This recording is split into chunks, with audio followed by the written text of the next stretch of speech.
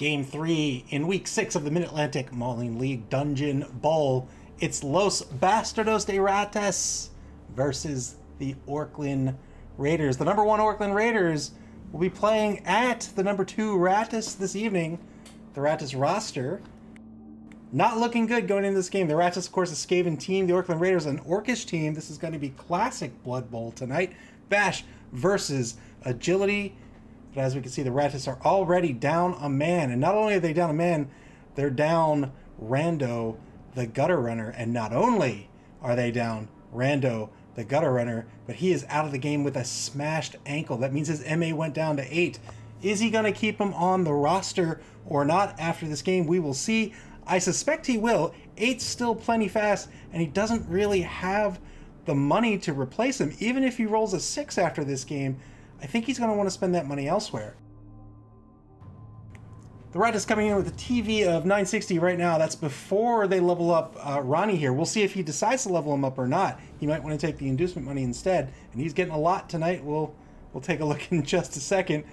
But first, this is a pretty typical standard Skaven team. He hasn't been able to level it up too much, unfortunately.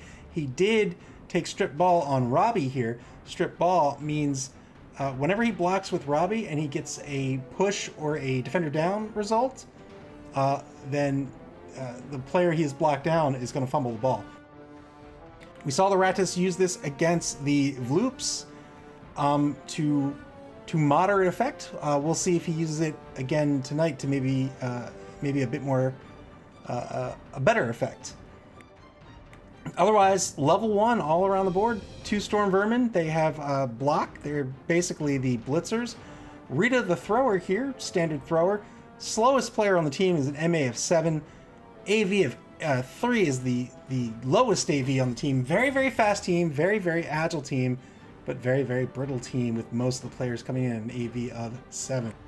1 cheerleader, 4 fan factor means he's probably not going to have the kickoff event table in his favor tonight, but he's coming in with a respectable 3 team rerolls, and of course that apothecary, which he will almost certainly need to use.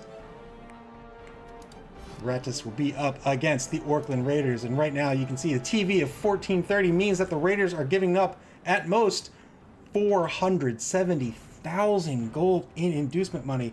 That is a lot of inducement money. A lot of inducement money. A wizard for sure. Star player almost certainly. Maybe some Bloodwiser babes to keep some players from being knocked out after a drive. Who knows? He's got lots of options with a lot of money. But at the meat of the game here, he's going to have to get through 12 Orclund Raiderz players. One of these players is Marcus Aylin. He's a level 2 blitzer. He has gained an AG of 4. That is something to contend with. You'll also see here that the thrower picked up a strength of 4. Strength always hyper powerful, and now the thrower is right up there along with the 4 Black Orcs with the strength of 4. That means that in order to block down this thrower, the Skaven team is going to have to dedicate at least 3 players to the block. That's a very strong, very valuable trait increase for the Orclund Raiderz that El Nubarino and the Ratas are going to have to try to do something about. Lots of block on this team. 1, 2, 3, 4, 5, 6 players with block. Otherwise, you've got the Troll, the Goblin, the Thrower to contend with. The Orclund Raiderz are going to play an Orcish game. They're going to bash. On offense, they're going to cage up for sure. They're going to run that ball down the pitch. And if the opportunity arises, they'll try to pass it down the pitch when they start to get around maybe halfway down the pitch, maybe 3/4 of the way down the pitch. They'll start threatening a pass to try to score a TD. What are the Ratas going to do to compete against this, against a bashy team like this? The Raiders on defense, of course, they're going to mark players. They're going to take hits. They're going to try to get a player advantage. They're going to try to smash the Ratas in the face. The Ratas on offense really don't have much of a problem. Even being a man down, even if he decides to take a mercenary to get back one of the Gutter Runners. Remember, a mercenary will come in with the loner skill, but he might just want to take it just to get his Gutter Runner count back up. But even if he does, even if he doesn't, on offense, not too bad. Of course, they'll have a journeyman filling in the gap. but he just wants to spread out his team. He is so fast that the Orcus team can't really keep up with him. If he can break a few players downfield, he can score whenever he wants. Defense is going to be the key to the Ratas winning the game. Actually, there's going to be two keys here. We'll talk about the second one in just a second. But on defense, the Ratas are going to want to keep their team safe. That is their number one priority tonight. Do not give up hits. If they give up hits, they're going to get blocked down. If they get blocked down, they're going to lose. They're going to give up player advantage to the Raiders. Of course, you always want to play D. Of course, you always want to stop the run. You want to stop the throw. But the number one priority for the Ratas is do not give up hits. If you can keep each hit every turn to just the blitz, you're doing all right. Now, that's what they have to do on defense. If they want to win this game tonight, I think the pacing is all up to the Ratas. So here's how I believe the Raiders are going to play tonight. The Raiders are going to play for a 2-1 grind. When it is not the Raiders have to receive the ball, the Ratas are going to score. The Raiders are going to be fine with the Ratas scoring early. The Ratas are incentivized to score early. And the reason they're incentivized to score early is because the longer they stay on the pitch, the more hits they're giving up and the greater their chance of losing players. That's especially true the further down the pitch they get. When there's less and less pitch to maneuver in as you get closer to the end zone, the greater the chances of you getting blocked down. So the Ratas are going to want to score, or rather are incentivized to score as early as possible. So if they score early, then the Raiders can get the ball back and with enough time to tie up that half 1-1. Then on the next half, when it's the Raiders' turn to receive the kickoff, they're just going to want to keep that ball for the entire half. They want to score on the final turn 8, and they're going to win 2-1. How do the Ratas mitigate that? I think what the Ratas want to do, and I think their key to winning today, if they can keep their players healthy on defense, then when they are on offense, they are going to have to be very strategic with when they score. They don't want to score too early. If they can decide to score in the second quarter of a half, in other words, turn 5, maybe turn 4, turn 5, maybe even turn 6, if they can score then, that's not going to give the Raiders enough time to score on that half. Then the Ratas can go up on that half, and then all they have to do is score one more time in the next half to win the game. At that point, they put the Raiders on the back foot. The Raiders, are they going to play for a tie? Are they going to play for a win? If they try to play for the win, then they're giving up the ball to the Ratas, who can score in one turn. So I think the pacing's really all up to the Ratas here, and that's going to decide this game. Another thing that the Raiders have to be careful of here is, yes, they want to get hits. And yes, the Ratas want to dodge away from those hits. They don't want to give the hits. But the Ratas are always going to get a block on defense, or on their turn, rather. So they'll always get a hit if they want it, which they probably will. And two, we've seen El Nubarino use this very effectively. If the Orclund Raiders mark too many people or make bad marks, they could be giving up 2-die blocks to the Ratas. In other words, the Ratas could bring in another player for an assist, and then the mark player could make a 2-die block. And he'll take those as well. That means he gets a block, he can try to take a player off the pitch, and at worst, well, not literally at worst, but if all goes well, at worst, you push him away. That's perfect. Instead of just getting away, you get a block out of it as well. So the Raiders are going to have to be careful about giving up those 2-die blocks. Otherwise, I think the pacing of this game is all up to the Ratas, and if they can control the pacing the way they want it to be, I think they win this game. Otherwise, I think the game goes to the Raiders tonight. Take a look at the standings real quick. The Orclund Raiders are, of course, in first place with 11 points, with the Ratas close behind with 10 points. If the Ratas win tonight, they will move ahead into first place. This is a game to try to decide the seeding. The Ratas, of course, want to try to take the first place seed, and they can do that tonight by not losing. If they win, they'll move into first place. If they tie, they'll still be 1 point away, and they can try to move into first place in the final week of the round robin, week 7. I'm very excited for this game. The number 1 team versus the number 2 team. These are two clearly good coaches, two very good teams. They've been dominating the competition, and I'm excited to see what happens here tonight with this classic matchup. So I believe the coaches are ready to go.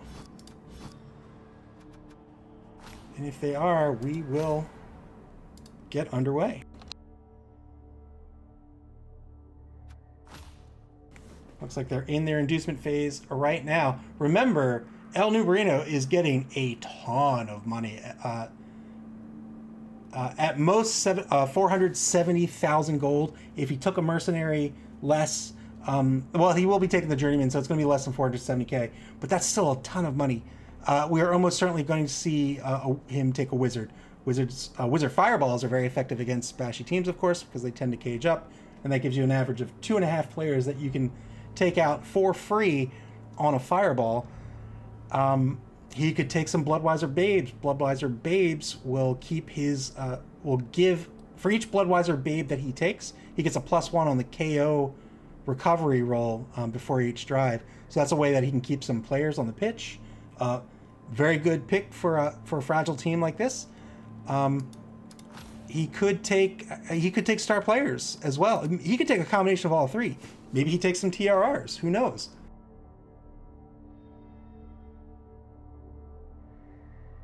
But we'll see what he took in just a second here. Both teams vying for that first place seed.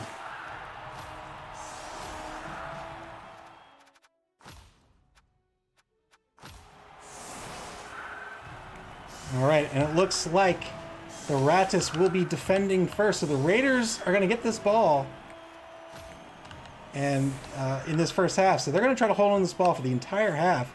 The Ratas took a Bloodwiser Babe, took a Wizard, and they have the fame advantage. +2 fame advantage. Hopefully that'll work out for them here tonight. Good weather. The Orclund Raiders with 4 TRRs to the 3 that the Ratas have.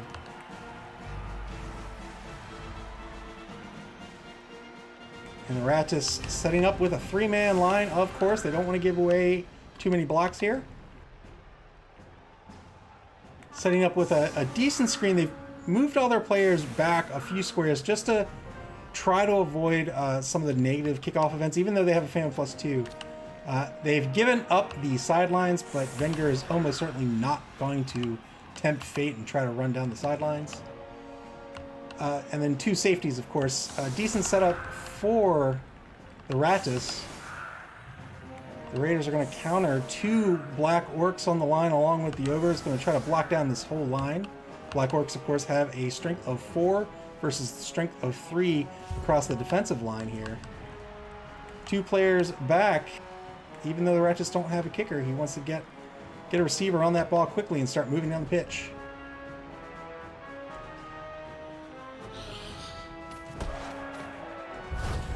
Perfect defense. The Ratas can be set up again. Another legal defense.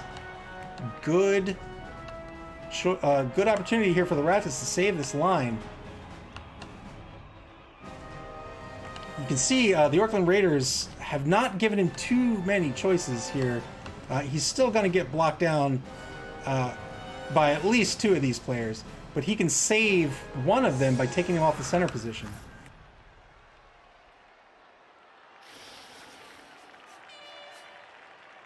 Looks like he's deciding not... Oh, he took a star player as well. Skitter.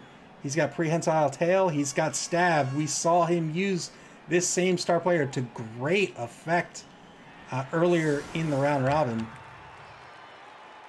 Looks like he's gonna... Well, he's on defense, so he's not gonna get Stab off first. He's just gonna... This is a 2-die block coming back at him. Skitter only has a strength of 2.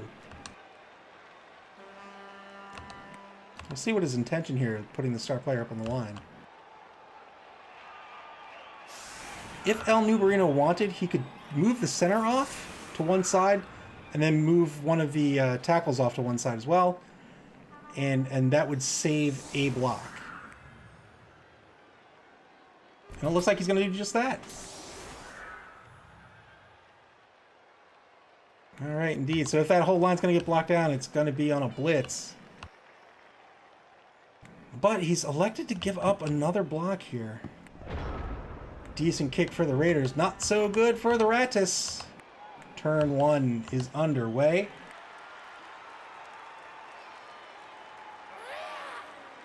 Strength versus speed. Bash versus endurance. Double skulls! Oh no!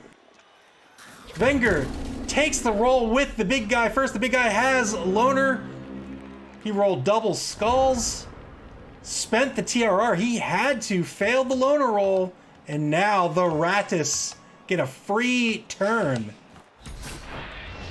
And they take the stab with the star player. It failed, but that's all right. Stab is safe, so if it fails, your drive is still good.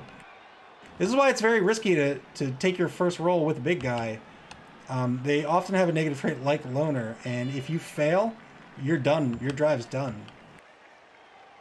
Unfortunate start for Wenger, but we'll see how the Ratas decide to counter here with their free turn. They can get hits now. So they can get, they can take a 2-die block on the Black Orc if they want to. They would have to move a player up here. Actually, no, they can't. The Goblin's in the way. They could take a 1-die block. I don't know if they want to take it or not. Maybe at the end of the turn. Maybe after they move everybody in the secondary here. We'll see. 55 seconds ago, all he's done is take his stab. Considering his options, he's going to take the 1-die block, and he took it with the Journeyman. Risky block. Works out with a push. The Journeyman, all Journeymen have the Loner ability. We just saw how that failed on the big guy.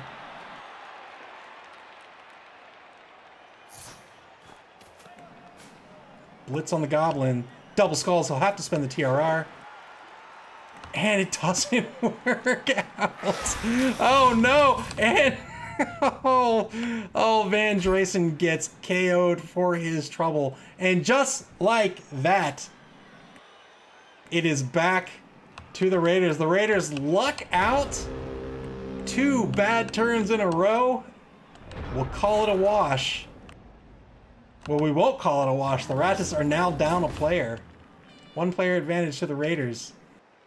Raiders stand up their troll. Probably not going to take a first turn block with him this time. They're going to take a 2-die block on the star player. They get a push out of it. We'll follow up the tie-up that star player. That's a good tie-up. Remember, the star player only has a strength of 2. Good pickup on the 3+. Pick up by the number 5 thrower. Remember, that thrower has a extra strength on his level up. So he's got a massive strength of 4. That is the same as these Black Orcs. And the Raiders opting to cage up here in center pitch. I think that is a wise decision. I don't think they're in danger of... I don't think they need to cage up in the back of the cage. They can if they want. That is another tactic we didn't talk about. The Ratas, if they want to go aggressive, they could try to move some players behind this cage and start pestering the cage from the front and behind. We'll see if he wants to do that, however. Oh, he does move a potential receiver down the sideline. We talked about that at the beginning of the game. We said he probably wouldn't do it, but he does indeed. Turn 2, back to the Ratas. Are they going to cover that player? Almost certainly.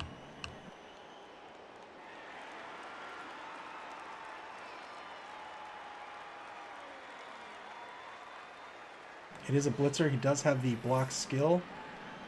If they try to cover him, they probably want to cover him with a block player to just make it a straight coin flip if the Raiders want to take the block back. It's not exactly a coin flip because then they will have the opportunity to take the TRR if they want.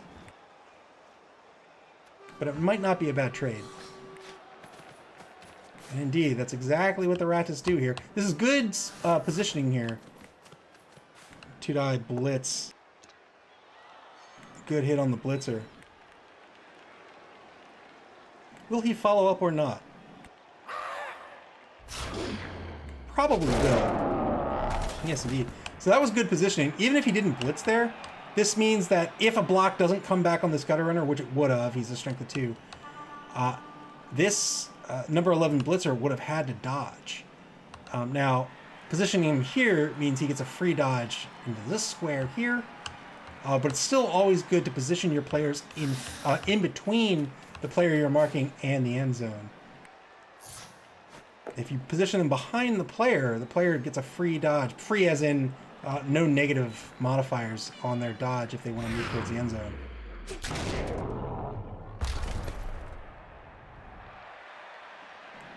Two-die block on the Black Orc. Good knockdown. Knockdowns are particularly devastating against this Orcish team. With most players only having an MA of 4, a stand-up means they only get one space to move. One die block on the left-hand side of the pitch. He's going to have to spend the TRR if he doesn't want this drive to end.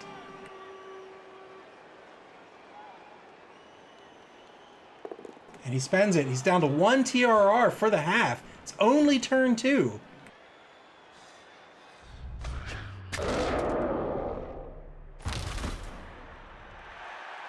Those are those two-die blocks we were talking about.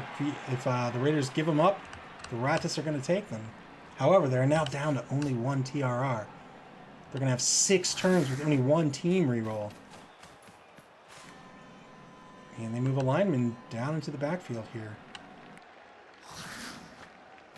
Starting to put some pressure on this cage. Problem is the cage can move almost free and clear down the right sideline. El Nubarino and the Ratas electing to close down the left sideline. And they've got the speed to get back in front of this cage. The problem is they're going to be giving up a lot of yardage here on the right-hand side.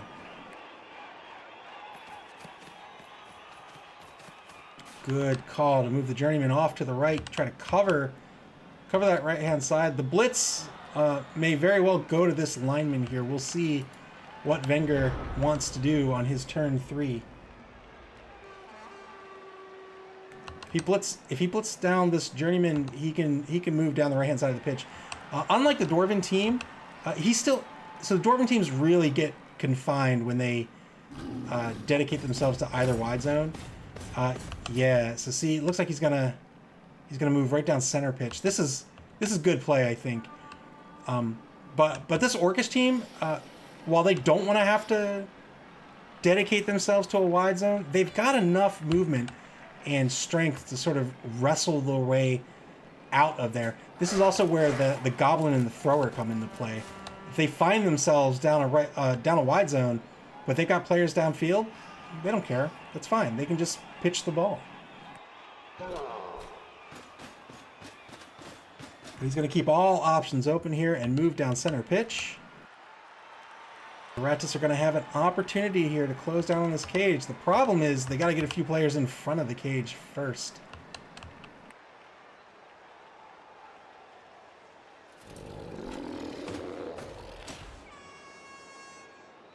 One minute to go in turn 3 for the Raiders. Still have a blitz on the table. Looks like he's moving his cage just one space forward.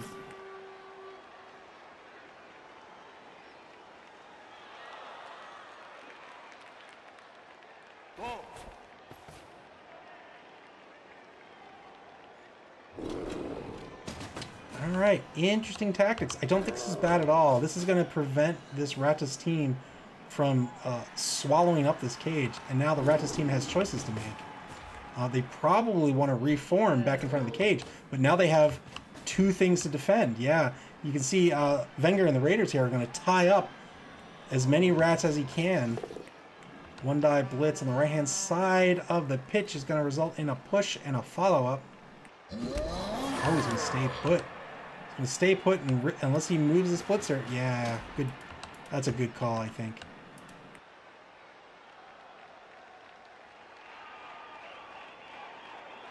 I think that'll be it for the Raiders. So now the Ratas have a decision. They have 2 things that they have to defend against.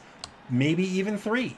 And that's going to split up this Ratas team. That's going to break their cohesion down. And that's going to give this cage more room to breathe and more room to make key marks and march down the pitch. I think this is really good play. Failed stab. Stabbed always safe. Not a bad choice to start the turn with it.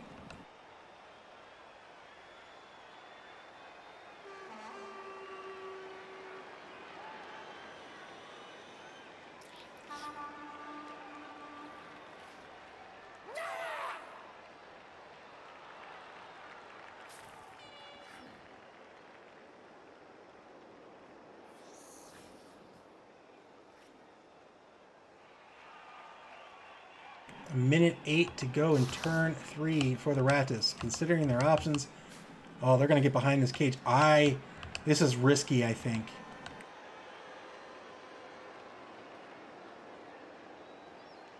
He's going to take the 2-die block with the Journeyman again. It's only going to be a push. It's going to open up a hole on this cage. We'll see if he decides to follow up or not. Yeah, that's a risky follow-up. So I think that's a good call. Is he going to move him anywhere else, though? I don't think that Blitzer's really doing much right where he is, but he's going to stay put. 2-die block on the left-hand side. It's both down result, and he'll have to spend the TRR. He gets a good hit out of it, but now the Ratas are out of team rerolls for the rest of the half. And they have to be conscious of that and their action order for the remaining 5 turns of the game. Really, the remaining 5.5 turns of this half.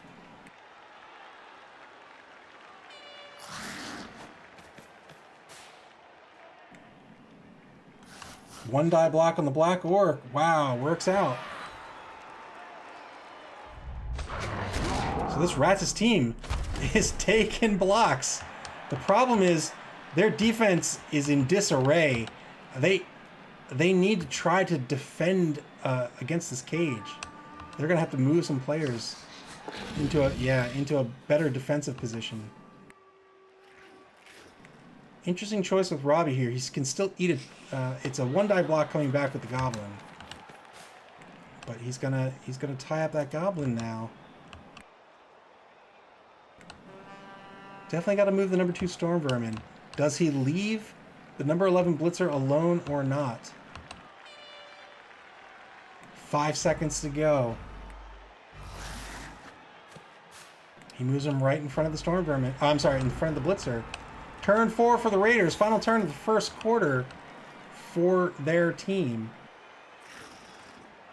They've got choices to make. They could make all sorts of good blitzes here. They could blitz down the number 9 lineman. They could knock down someone here and then take a blitz on another player here. They could try to take out the star player.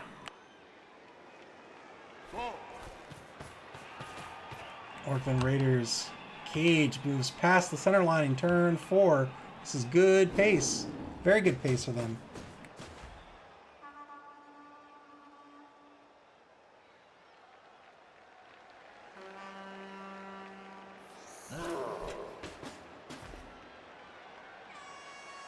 Interesting choice with the number 10 Blitzer. Decides not to move him too far forward. I wonder if that's a gambit of some sort. Here comes the Blitz. It's going to be on the number 1 Storm Vermin. So he's going to get a push out of it. And he's going to elect to not push him to take another block back. Instead, he's going to tie up these 2 players. And now he'll take the 2-die block on the star player. It's going to work out. And he gets Skitter off the pitch. Well done. Remember, the Ratas have a Bloodweiser Babe. So they'll get a +1 on that KO roll on the next drive.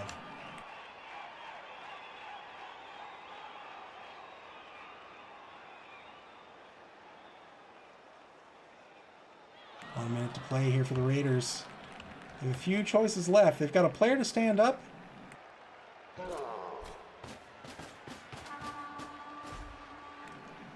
Number 11 Blitzer moves down the pitch. Some blocks on some gutter runners, I do believe. No, it's going to be a stunty dodge. There are now 2 players down pitch.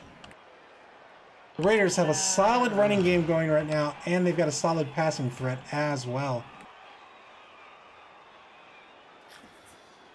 The Skaven team has 3 players out of position right now.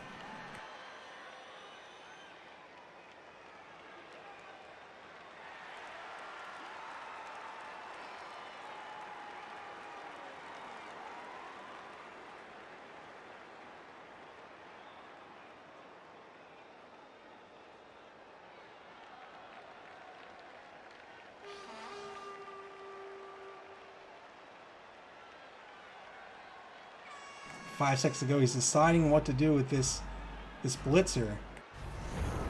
Decides to do nothing else. Final turn of the quarter. The Ratas have no TRRs left. They go for the fireball right now. They get the ball carrier. And 3. Oh, wow. 4 players. That is a fantastic fireball. They can go after this ball right now. They probably want to get these players back. Well, I would have said they want to get them back in the game, but they could very well pick this ball up and score on this turn if they want. Excellent fireball.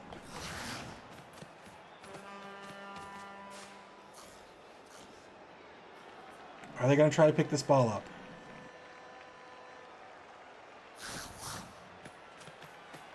They do. They don't have the TRR to spend. That's the problem with losing your TRRs, unfortunately. Decent scatter for the Ratas. We'll see if the Raiders can get on this ball this turn or not. If not, they'll definitely be in good shape around this ball, and it's going to be a boxing match, and that is not where the Ratas want to be. SPB says that was a great fireball. Indeed it was. Maybe the best we've seen all competition. If El Nubarino had a TRR on deck, I think he scored that turn no problem.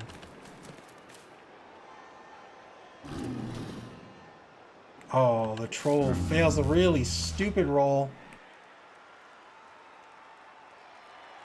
Unfortunate time to fail a roll.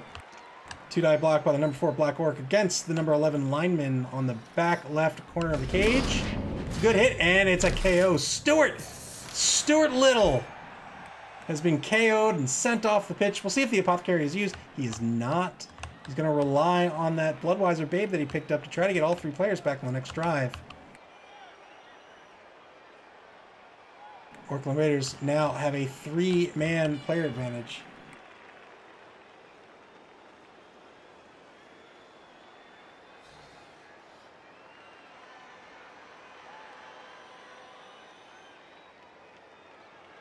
One minute to go here. They want to make this ball pickup as difficult as possible for the Ratas. Yes, indeed. And here comes the blitz. 2-die blitz is going to work out. He will follow up for sure here. This gets another tackle zone on the ball. If he's feeling frisky, he might even go for the ball, but I doubt he does. Yeah, he's going to move 1 space forward on a GFI to try to cover that ball. And there's the pickup. Well done. And he dodges out. Well done by the Raiders. Decent dodge. He had a TRR on deck to make it safe. Good decision to recover from that disastrous fireball.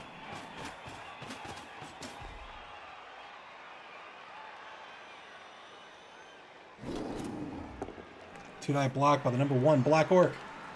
Will be a push. Going to push the number 1 Storm Vermin off to the left-hand side of the pitch. Trying to break up this team. Trying to break up this cohesion. Trying to keep any sort of effective formation from forming. And now, turn 5 for the Ratas. What can they do here? They have 3 players. They're down 3 players, and 3 players are out of position.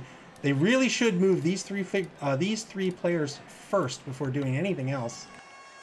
If they think they can get the ball back, then sure, maybe they leave 2 players behind. But that's a difficult task at this point.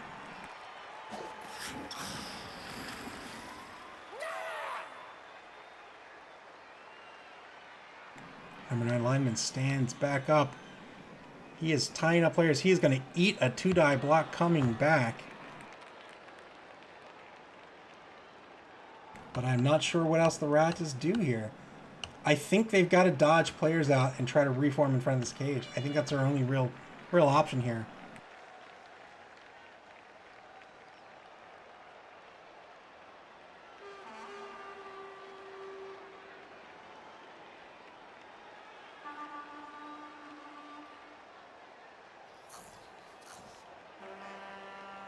He could just YOLO one of these players off against the ball carrier behind this faux cage if he wants.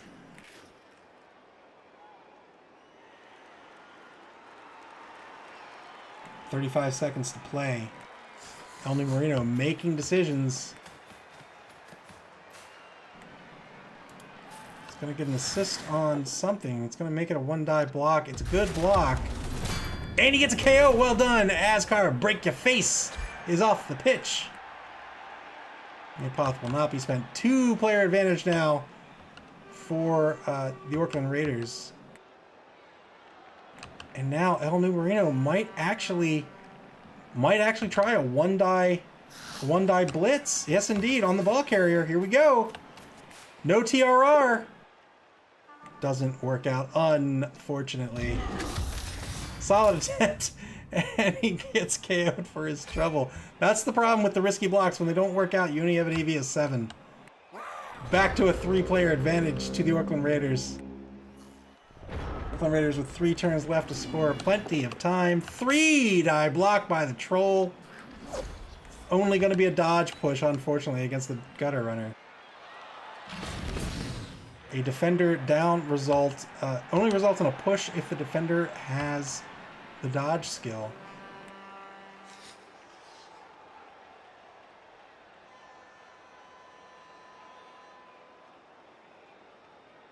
A minute 40 here to play in turn 6 for the Orclund Raiders. They're going to take that 2-die block against the #1 Storm Vermin and push him further toward the sideline.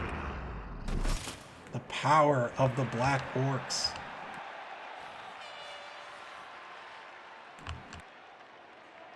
So you can see El Numerino still kept 2 players in the backfield. That's because, you know, he thought he had a shot at picking up that ball, and then if he did, he couldn't throw it with the blitzer.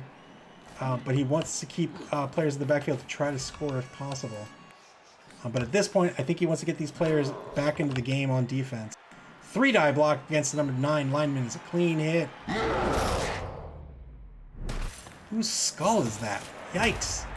Beavis is stunned. Good stun. He's going to be out for a turn. He's not in a good position. Excellent stun.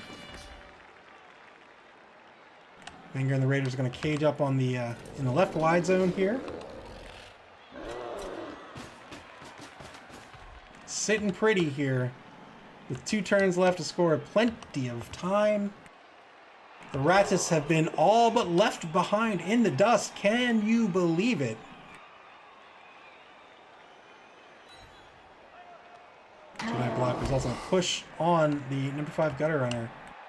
Only 1 Ratas player is standing still and in front of the cage, and even so, he is well off to the right. Ratas defense wildly out of position. If he has any chance of stopping this ball, he's got to try to get him back into position. That's 3-4 players he needs to get in front of this cage. The Goblin is a pass risk. This Blitzer is a pass risk. And these players can't really get back in on defense. They're going to just have to try to tie up the back of the cage. The problem is, if you're just going for the tie-up, you could eat a block back. The #5 thrower here has 4 strength. That's a 2-die block coming back on this lineman. And with an AV of 7, you could see yourself getting knocked out.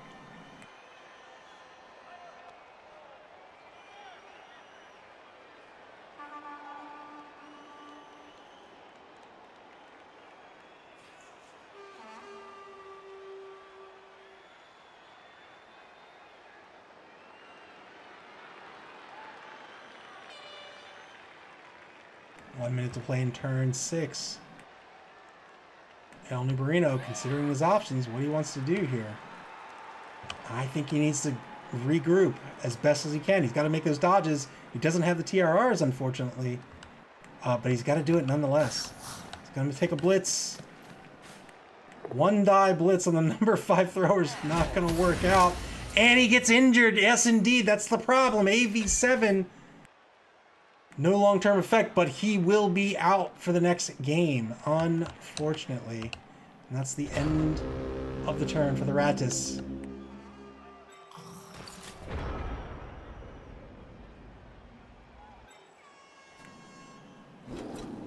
The Raiders are now going to comfortably move downfield. The Ratas really have no hope of stopping this cage at this point. I think they just want to save their team. The Raiders might even consider a foul at this point. Like, you know, 4 KOs, 1 injury. At worst, you get called off, and it's a 1-for-1 trade.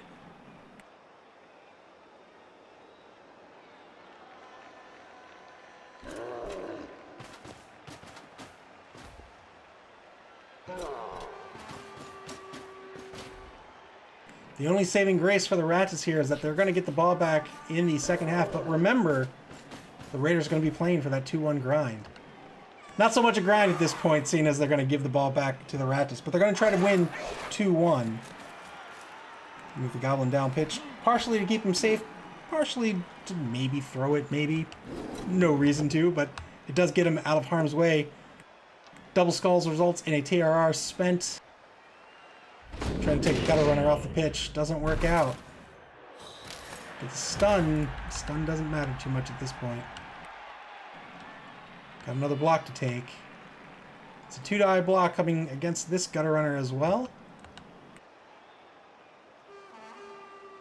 Does he want to try to move the troll first? He's going to blitz with the troll. 3-die block with the troll is going to result in a push. And that's going to free up the blitzer to move him somewhere else. And he's going to tie up this lineman just in case. Turn 7 for the Ratas. You know what? If I were El Nubarino at this point, I might just keep my players healthy. I might just dodge them away, all the way back to my own side of the pitch, and just call it a half. He doesn't want to risk any more injuries or any more KOs.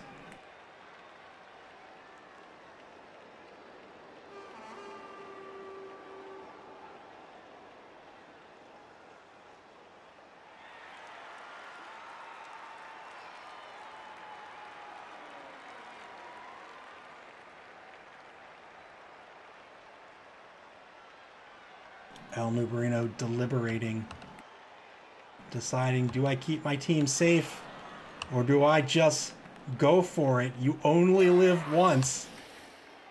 I don't think he wants to do that. I think he wants to keep his team safe. I don't think there's any way he gets at this ball that isn't a significant risk to him. Not only would this be an uphill block, for example, but, you know, AV at 8 at best. SP Beaver says, set up the screen and make him dodge for the TD. He needs to earn it. I don't know how he sets up the screen. Like, he's going to have to dodge players out like crazy town, right? This is 1, 2, 3, 4, 5, 6, 7, 8, 9. That doesn't help. Maybe here for a GFI. This guy needs to dodge. This guy needs to dodge. These two guys need to dodge. And he doesn't have a TRR to do it with. Remember, if he fails the dodge, he's got to make the armor roll too. And then Navy of 7. I don't know. Oh, he's going to go for the 1-die blitz. Both standing is the result. Is he going to move the blitzer away or not? He does not. Oh, gets a dodge with the gutter runner. He's going to move him somewhat. He failed the GFI. He gets stunned. At least it's not an injury or a casualty. Turn 8 now for the Raiders. They're going to score right here. We'll see if they take any blocks first. They probably just want to score and not risk it. Yes, indeed. 1-0. One more turn for the Ratas. SP Beaver says, if the humans can make a long pass and handoff while running the entire length of the field to get a TD, I think the rats can dodge. Apparently they can dodge, they can't GFI. Indeed, you didn't say he could GFI. We'll see if any of these... The saving grace here of it not being the Ratas half is that they're going to get a second roll to get back any players that failed the knockdown. So they got back 3, and right after this turn, they're going to get another roll to try to get back this 4th.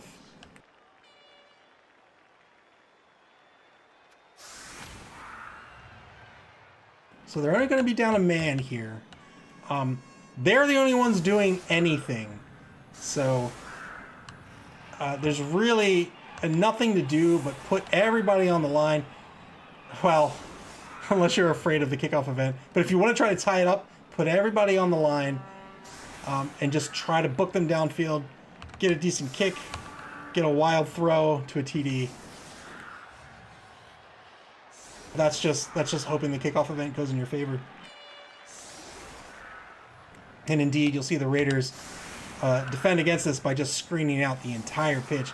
If the kickoff event goes that way for the Ratas, then the Raiders are going to say, you're going to have to dodge to make it happen.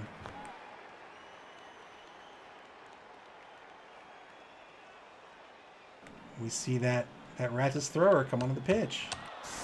The Raiders do not have a kicker, so I think the Ratas could probably get away with one back. Well, they don't need to.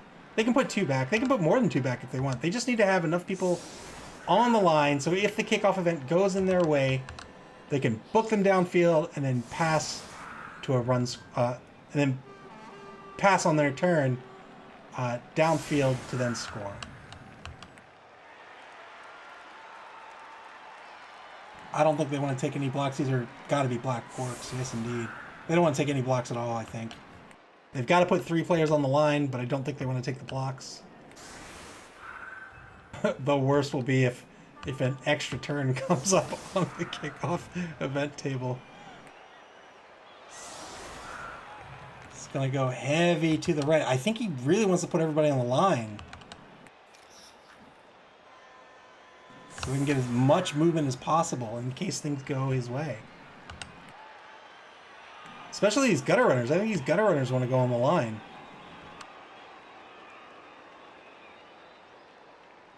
Nope, it's going to play it like that. Fair enough. Hyde suffers an injury. That's the troll. That is such an unfortunate event. El Numerino does have the fame advantage, however.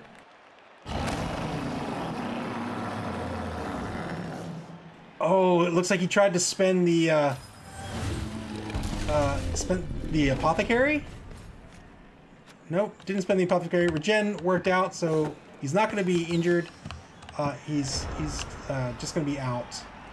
So that's a good result, thankfully for Wenger and the Raiders. Excellent kick here, though. The Ratas can't really do anything with it, unfortunately. I think they just want to pick up the ball and try a pass for some SPP, and then maybe blitz down a blitzer. If they're feeling, I wouldn't even risk the 2-die block. They don't have TRRs to make it safe. I'd go for the pass and call it a half.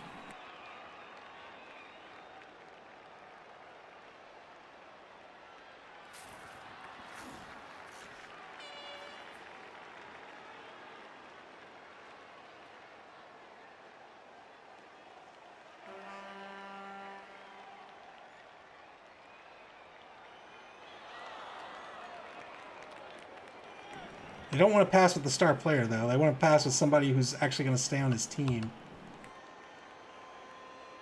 They could pass with the thrower. I mean, why not? They're going to take a block. Or stab. Yeah, that's a good call. Taking the stab, you know, why not? It's safe. And now he's going to try for this throw. Do you have movement left? He's got 1 movement left. I don't think it matters. 1, 2, 3. It does matter, actually. You can move 1 to the right and make this a short pass. Yes, indeed. Good pass. Well done. Get some SPP out of it, and that will be it. 1-0. The Raiders are up at the end of the half, but the Ratas are going to get this ball right back in the second half. I think at this point, the Ratas are playing for a tie. They're going to have a real tough time getting this ball back from the Raiders. They've lost their wizard. They don't really have much to break the cage, and you know that's the way it goes with the Skaven team versus something like an Orclund team. Yes, indeed. They got back that last knockout player we talked about. That's good. That's going to give them... I think it's going to even it out. No! The Raiderz didn't get back their knockout player, so I think the Ratas are going to have a one-man player advantage here. Let's see. Yes, indeed. 5, 6, 7, 8, 9, 10... 6, 7, 8, 9, 10, 11. The Ratas have a one-man player advantage. How about that? That's that Bloodbiter Babe at work. It adds a +1 to the knockout, the knockout recovery roll. So they got back all 4 of their KOs, thanks to the fact that it wasn't their half to receive the last half. So they got the ball back on turn 8. They gave them one roll on the knockout recovery. And then they get the ball back right here at the start of the second half to give them a second roll in the recovery.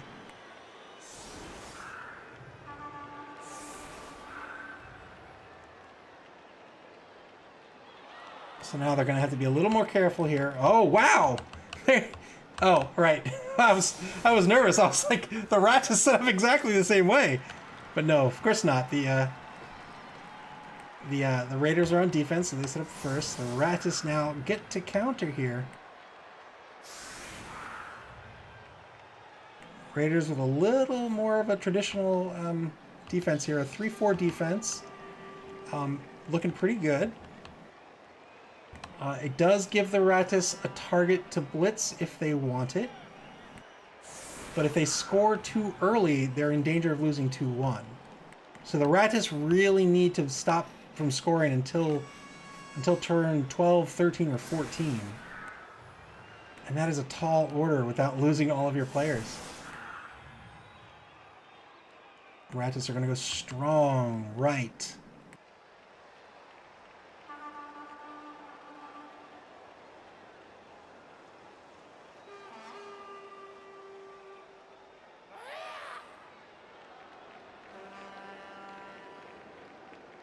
Unlike this Orcish team, the Ratas, the Skaven team, they don't really get pigeonholed on a wide zone. They have so much speed and such great agility that they can just dodge and move back out to center pitch or really wherever they want to be.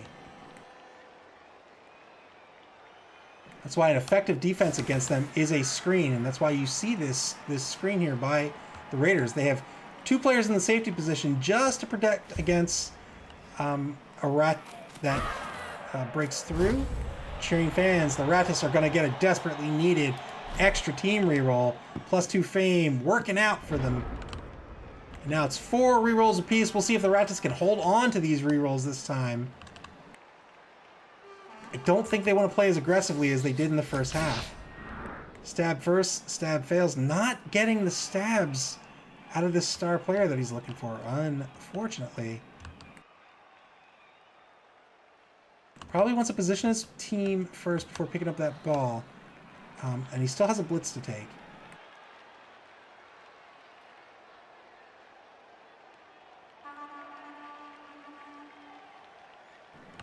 Due to this offensive formation, unfortunately for El Nubarino, it means Wenger still, oh wow, 1 die, unskilled block, risky block.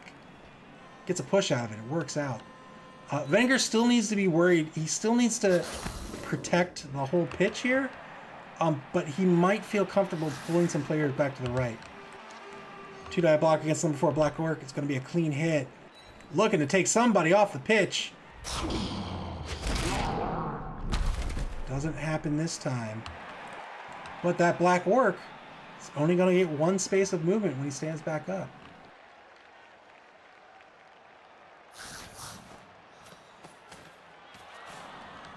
Here comes that blitz. The blitz on the number 8 blitzer on the right wide zone. Good push. He'll take the push. Probably won't follow up. I'm not sure what he'll do. It depends who he wants the receiver to be. Yes, indeed. Now, is he going to move that Storm Vermin down pitch or not?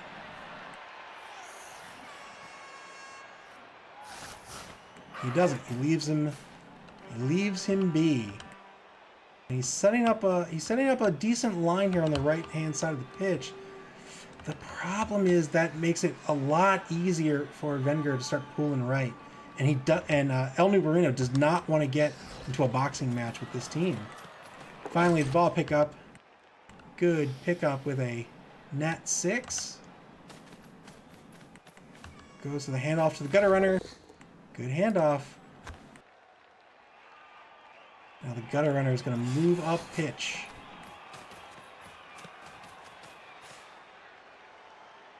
And is he going to try to cage up or not?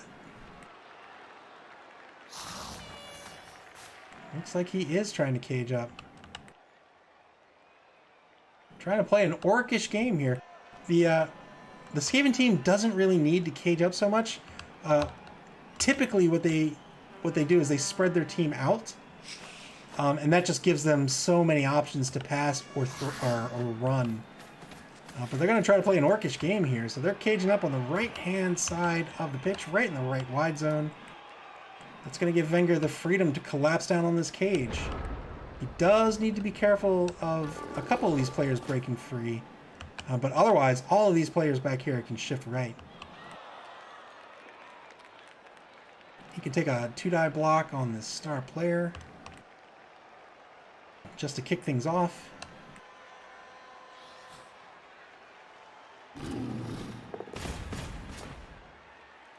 Moves with the troll first. This is that movement we were talking about before. He gets in front of the opposing player. He gets between the opposing player and the end zone. That means if this lineman wants to move forward, he's got dodges to make. He's got 3 dodges to make just to move forward.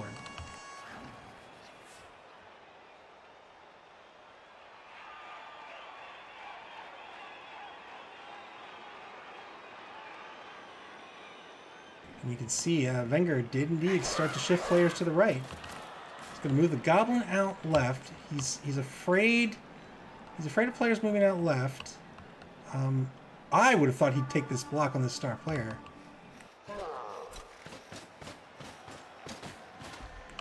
I would have maybe taken the block on the star player before deciding to shift to the left. You know, that's a decision that a coach has to make. Obviously, moving is safer than blocking, so maybe you do want to move first before you start rolling dice. The problem is, then you don't know how the dice results work out to inform your movement.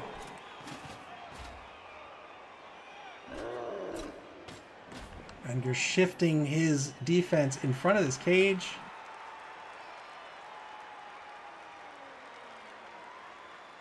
His Ratas team will still get a 2-die blitz on the blitzer if they want it. 2-die blitz against the number 11 lineman. Double skulls. He'll have to spend the TRR. Now the Raiders are down to 3 TRRs. He gets a hit.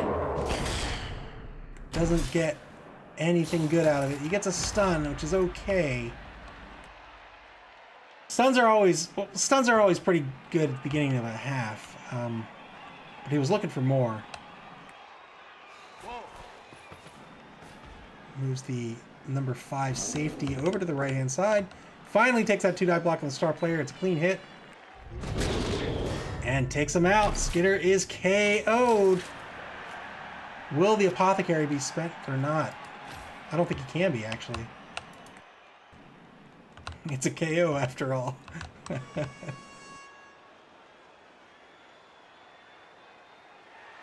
7 seconds to go. I think this is it for the Raiders. Do they want to pull the number 9 blitzer off to the right or not?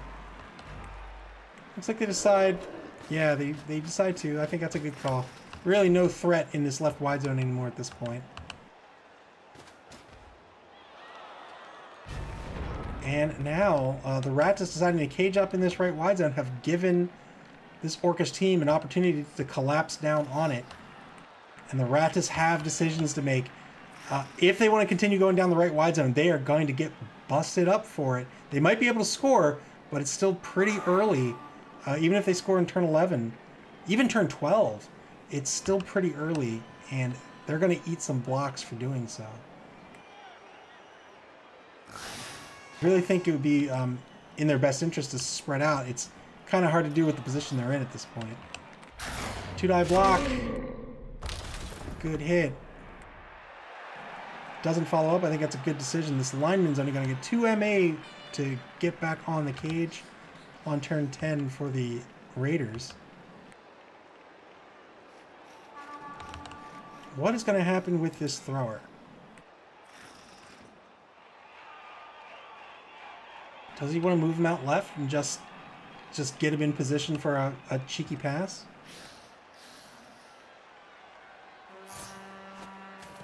Looks like he's setting up for that blitz on the number 8 blitzer. Committing down the right wide zone. Good hit. He'll follow up to free up the sideline.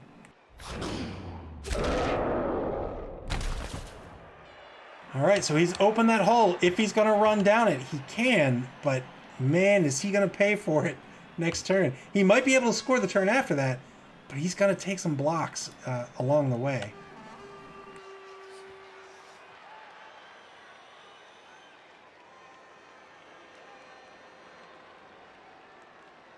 Still hasn't moved the thrower. And there he goes. The gutter runner's... Oh, the gutter runner ties up the thrower. The thrower is going to chuck 2 dice back at him.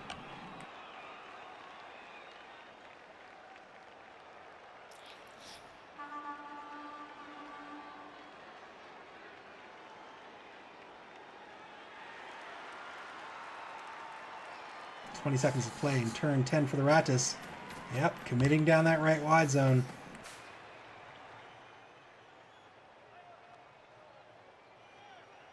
AG of 3 on the thrower. I don't think he minds dodging and taking that 2-die blitz here. Does he want a GFI? I don't think a GFI does anything. The thrower can still dodge out this way.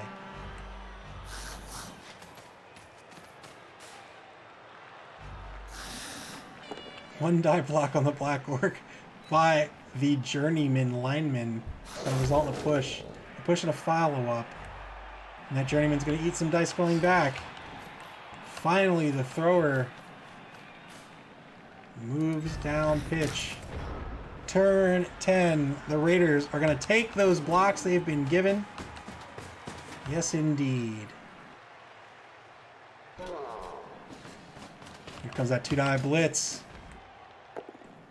2-die blitz going to result in a push. He's all right with that. Yes, indeed. That's the strip ball player. Well done.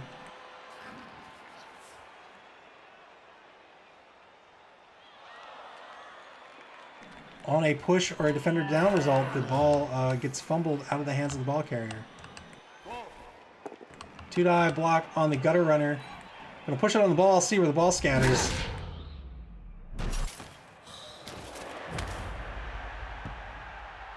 Not a bad scatter for the Orclund Raiders.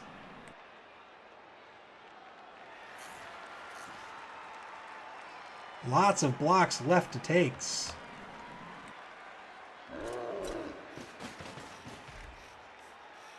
Raiders getting tackle zones on the ball. Send a goblin down pitch. He's going to be a potential passing threat. Also keeps him fairly safe. He doesn't have to eat blocks. 2-die block on the number 6 lineman. Good clean hit.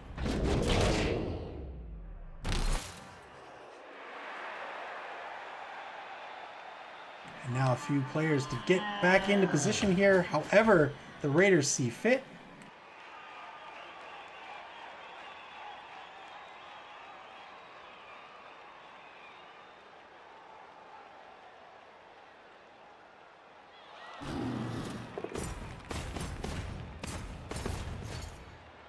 Tying up all of the rats that he can. And went for the pickup. Failed the pickup. He's going to spend the TRR. This makes it 75% on the pickup. Well done by the Raiders. The Rats now have their work cut out for them.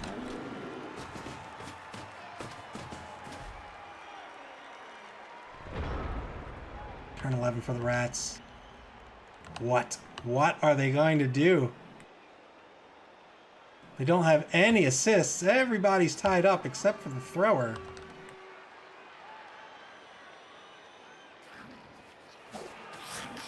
They could use that thrower to start trying to chain some blocks together. But honestly, I don't know what they do here to fix this situation. They don't have a wizard left. They do still have all of their TRRs.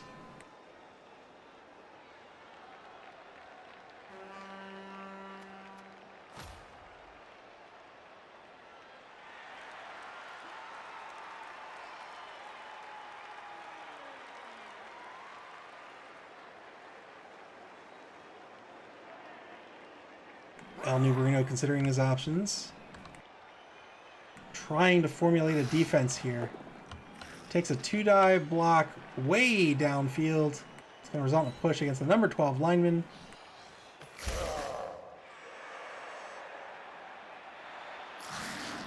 Not a bad block to take. Second 2-die block. It's going to result in a knockdown. He can follow up here and get out of this Troll's tackle zone.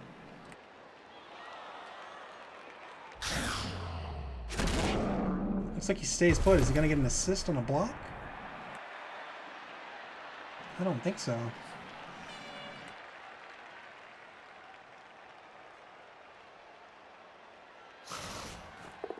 One die block against the Troll. Gets a skull. Spends the TRR. Gets a push out of it. Took the 1-die block after all.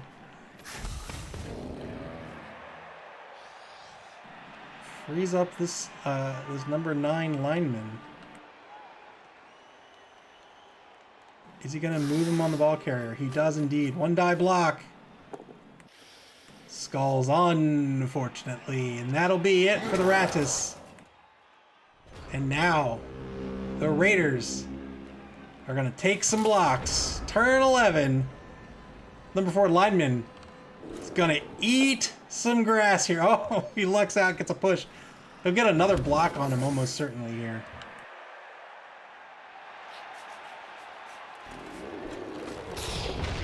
Oh no, was that a failed dodge? 33% dodge, is that an error? I think it was. Oh no. It looks like Wenger made an error here on his movement, and now the Ratas are going to get an opportunity, albeit desperate, to try to get this ball back. Probably should move this thrower. Needs to do something with him. He's just standing in the backfield, wondering why he was hired. He's like, why am I even here? I don't even like Blood Bowl. Look at this. I like to invent things. Look at this fancy cannon I invented. It's for catching ghosts. Call it a proton pack. It's going to try to block down this ball carrier. Good luck. Good luck. I love to see it happen.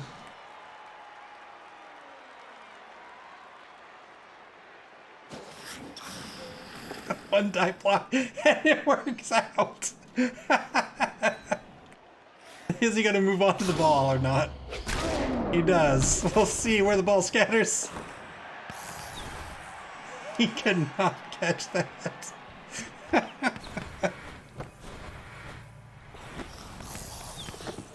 Oh! He ends up with the catch. The number 7 gutter runner picks the ball up. He can't take a block against this blitzer. There's no way. 2-die block against the number 8 blitzer is a good clean hit. Wow. That gutter runner's still not safe.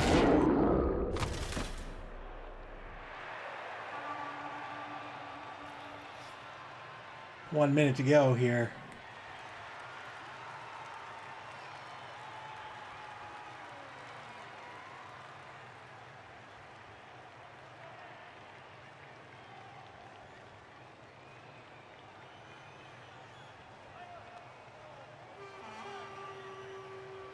Gutter runner is not safe.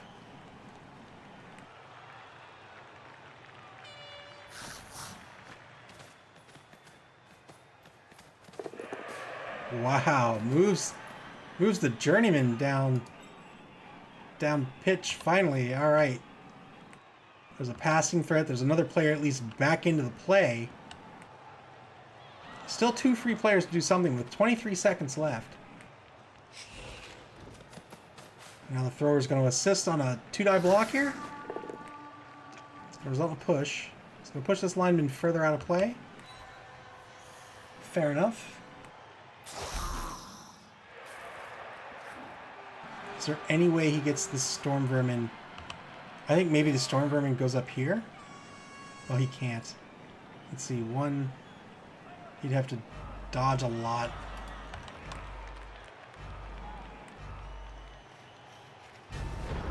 Turn 12. Final turn of the third quarter for the Orclund Raiders.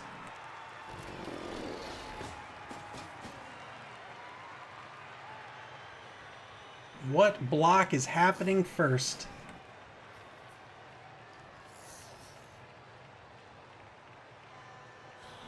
We'll see number 9 block down. Probably see number 2 block down. He's just gonna go. He's just gonna go right at the ball carrier. All right. 2-9 block results in a push. Not a bad push. But now not a lot of options for other blocks here.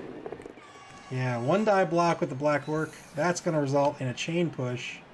And that's a surf. Well done.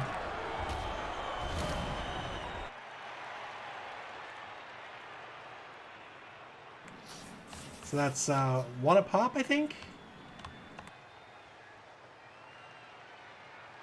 Down to 10v10, I believe. 2-die block against the number 9 lineman. I feel like this was out of order, but that's all right. Wow, gets an injury. Well done.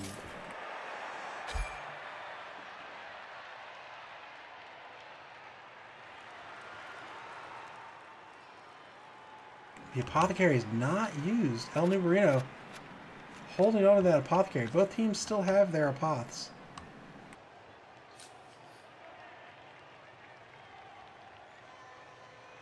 So it's a 11v8, I believe, at this point.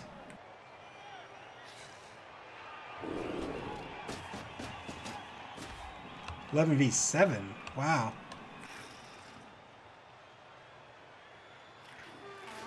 4-man player advantage for the Orclund Raiders.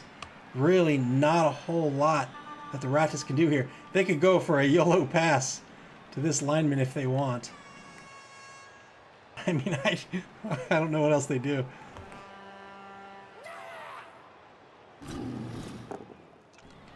Two-die block with the troll. Clean knockdown. See if he takes another one off the pitch. Indeed, he does. 5-man player advantage now, unless the apothecary is used. Looks like he was not.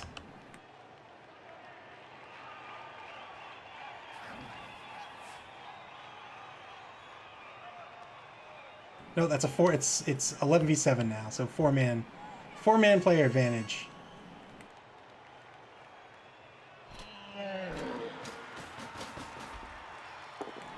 One die blitz on the number 4 lineman.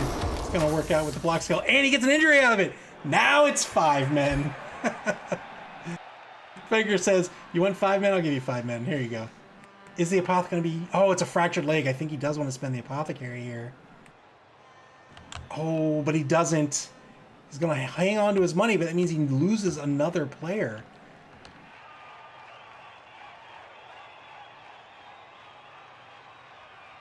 Six seconds left for the Raiders. It looked like they tried to dodge out that black orc, and they're fine with that.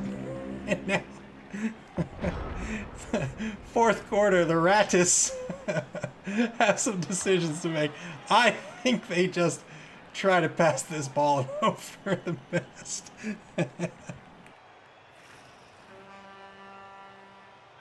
They can pass the ball. I think they can hang out all the way in the corner.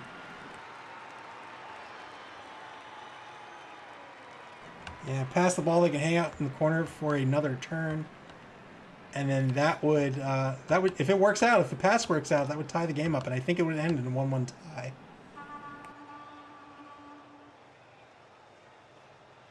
El Nubarino looking for a way to move this ball safely. Doesn't have the players. This was bound to happen. I think he got himself in trouble when he committed down the wide zone here.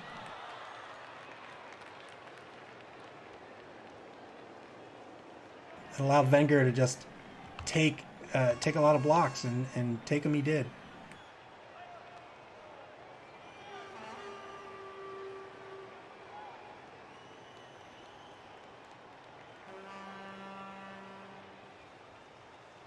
45 seconds play for El Numerino and the Ratas. They're going to take a one-die block first, and it works out.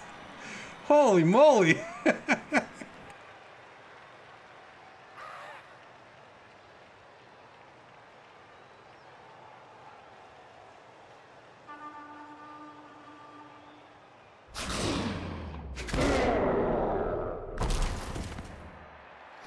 Well, they followed up. That's minus two tackle zones on the gutter runner if he wants to pass.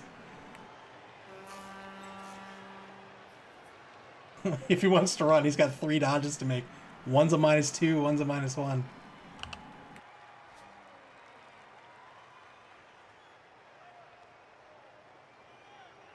"20 seconds to play. He's got to do something. That ball carrier is not safe. He's going to get surfed unless he does something.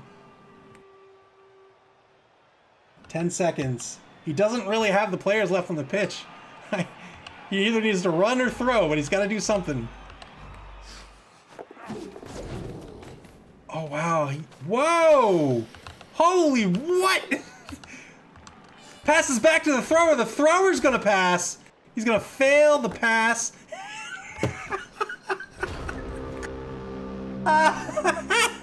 So he wanted to throw it back to the thrower. Fair enough. The thrower has the throw ability, or the pass ability. Doesn't get the pass off. Instead, it throws it to the number 11 blitzer. Oh, what are you gonna do? Nice effort. Good attempt. But now the Raiders are gonna cage up on this ball. They're just gonna stall. I mean, they'll still get the move down pitch for sure, but this is all but gonna do it. The Ratas just don't have the players. Oh, that was a funny scatter.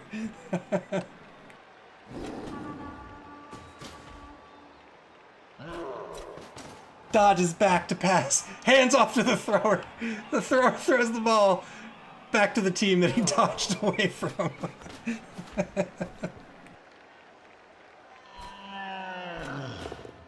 2-die blitz on the number 2 Storm Vermin, and now that Storm Vermin is going to get pushed back, and he's going to eat another block coming. Oh, yeah, eat another block coming back, and this is going to be a surf.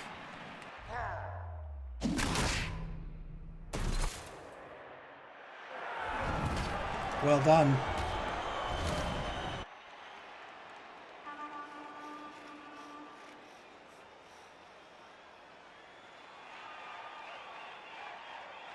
Just 5 Skaven players left on the pitch.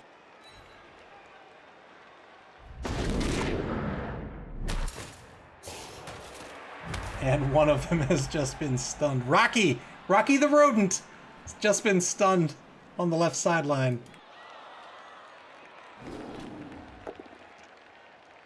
2-die block downfield against the number 11 lineman. Good clean hit. Another stun. Who is left? 2 left. 3 left standing. No more blocks to take. 3 Skaven players left standing. One of them doesn't even work for the team. He's like, why am I here? Goblin moves down pitch. Passing threat, and also keeps him safe. 3 turns left in the game. The Ratas really can't do much. This game's not worth it to tie. I think they're comfortably in second place. I think they just want to keep their team healthy, but we'll see. He wants to win. He wants to win, or tie rather.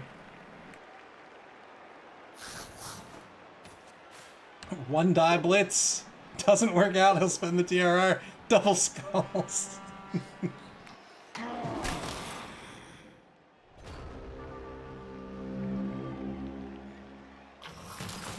And now the Raiders are almost certainly going to make this a 2-0 game in the coming turns here. Good effort by El Numerino, trying to get at that ball even until his dying breath.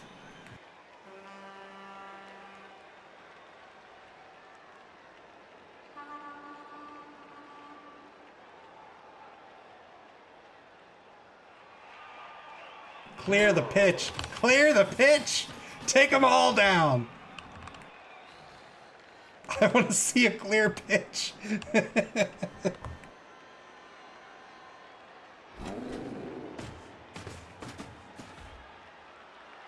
Yes. Yes. Oh, he's going to leave the down players alone. What a nice guy.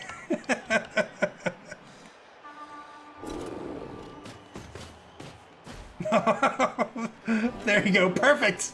2-die block on the number 3 thrower.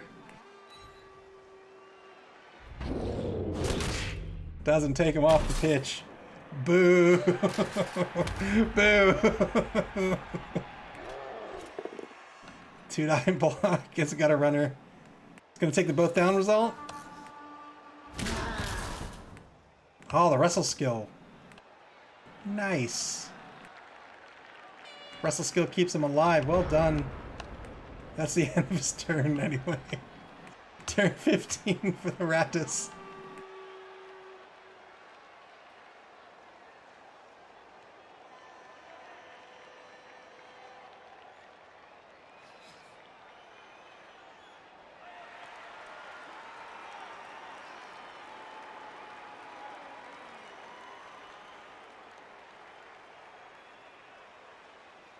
The Ratas, what can they do? They could stand up this gutter runner and do a -3 dodge to a -3 dodge to an uphill blitz. Oh, he's gonna play defense. He's gonna fight until the very end. Well done, I commend your courage.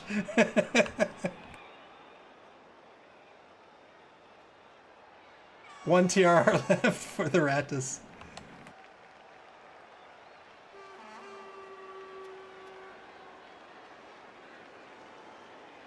That's the way he's going to go. He's going to probably stand this lineman up as well and dodge him out.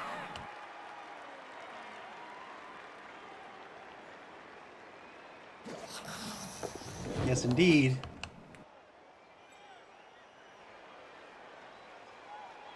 If he wants to, he could dodge out the Storm Vermin and do 2 GFIs to get him into position as well. Looks like he's going to do just that. Oh, 1 GFI. Yeah, that's cool. And what's he gonna do with the journeyman? The hero journeyman. Is he gonna stay prone? Is he gonna stand up and try to get back into the game? He's your last player. You know what? He is a journeyman. Why not YOLO with him? Yeah. I wouldn't spend the TRR on that. Yeah, well done. I would have just went ahead for the blitz.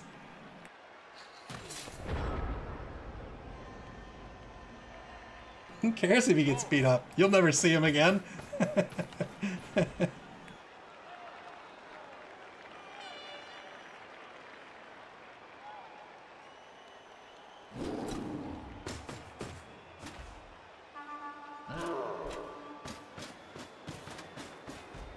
Oh, I thought he was going to foul.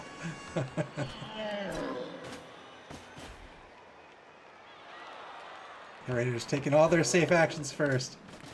Hand off.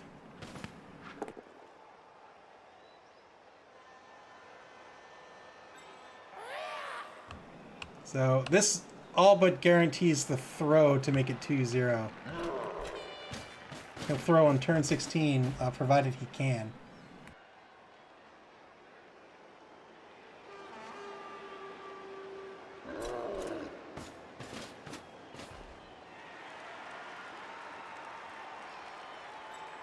I mean, he could just hand it off as well. 2-die blitz on the gutter runner. Good hit.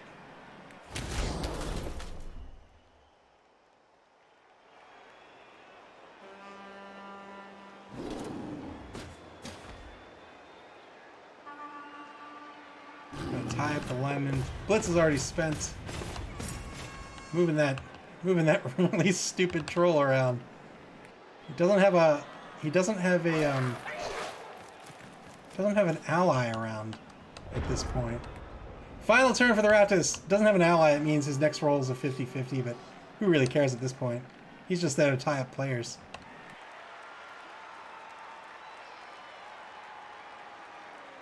Final turn for the Ratas. Well played. Was a fighter until the very end.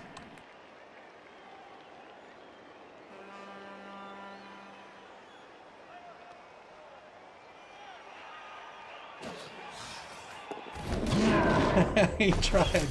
You know what? He had to. I respect that. Tried to go for the blitz. I don't know if it was worth it, because, you know, at AV of 7, you could have lost another gutter runner, but you know what? I respect the effort. Here's the pass. Get some SPP out of it, and get another TD for 3 more SPP. Well done by the Raiders. 2-0 is going to be the final score here. And the Raiders are going to stay in first place. The Ratas will stay in second place. No movement on the leaderboard today.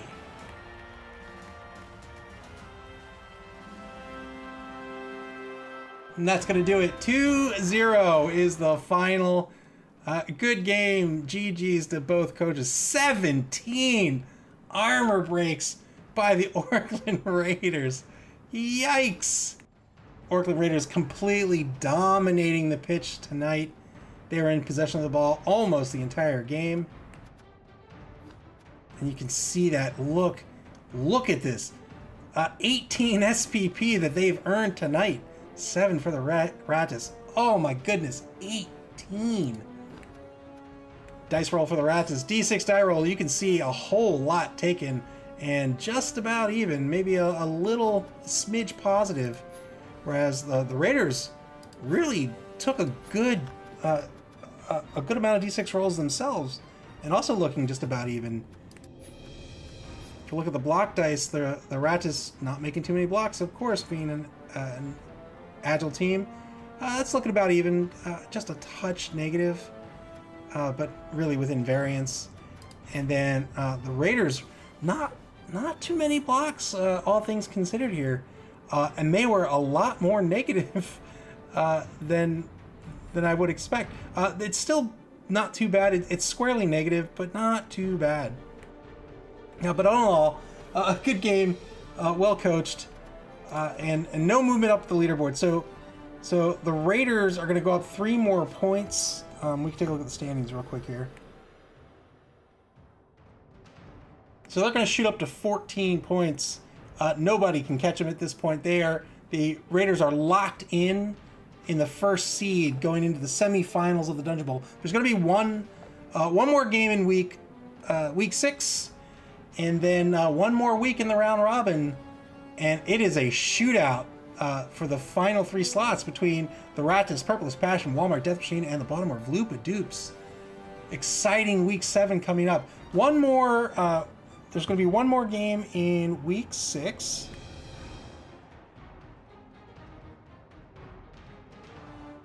And that's going to be Shambling Shitstorm at Agile Solutions. That's going to be tomorrow at 8 p.m. Eastern Daylight Time. It's going to be a replay match, so it won't be too long. It'll be about an hour. Again, that's at 8 p.m. Eastern Daylight Time. Pre-game is going to start 10 minutes before the listed game start time, and the stream will go live 25 minutes before game start. Shambling Shitstorm at Agile Solutions will be the final game of week 6.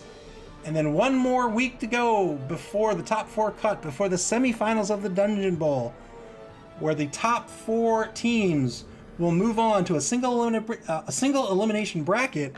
And remember, all 4 are playing not only for a slot in the Blood Bowl, but they are playing to become Dungeonbowl champion and win a copy of Blood Bowl 3 when it releases this August. So well done. That was a fun game to watch. Well done to both coaches. Both coaches are excellent coaches, and they've had a really good showing in this Dungeonbowl. Congrats again to both of them.